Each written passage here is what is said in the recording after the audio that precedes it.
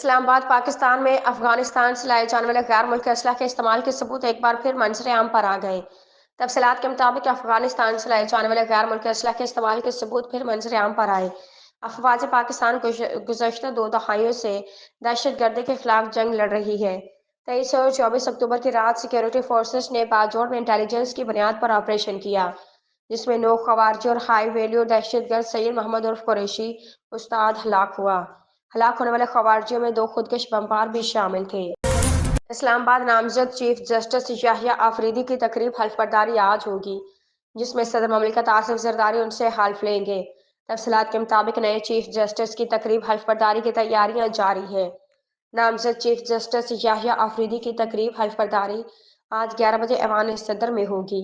تقریب میں صدر مملکت آصف زرداری نامزد چیف جسٹس سے حلف لیں گے۔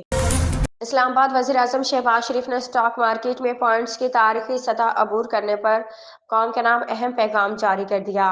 وزیر اعظم نے اسٹاک مارکیٹ میں 90,000 پوائنٹس کی تاریخی سطح عبور کرنے پر قوم کو مبارکباد دیتے ہوئے کہا کہ اسٹاک مارکیٹ میں بتدریج اضافہ سرمایہ کاروں کے اعتماد کی عکاسی ہے۔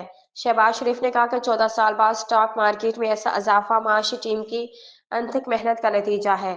بجلی صارفین کے ریلیف کے لیے IPP سے معاہدوں پر نظر ثانی شروع ہو چکی ہے، جبکہ IMF سے $7 ارب کی لانگ ٹرم فیسلٹی معیشت میں بہتری لے کر آئے گی۔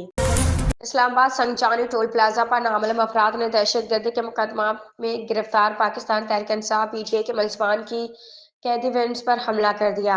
IGP اسلام آباد سید علی ناصر رضوی نے بتایا کہ سنجانی ٹول پلازہ کے قریب 3 قیدی وینز پر حملہ کیا گیا، تاہم پولیس نے قیدیوں کو فرار کروانے کی کوشش ناکام بنا دی۔ تمام قیدیوں کو دوبارہ گرفتار کر لیا گیا ہے۔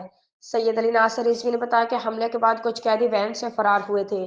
گاڑی پر حملہ کرنے والے ملزمان کی تعداد 18 سے 20 تھی۔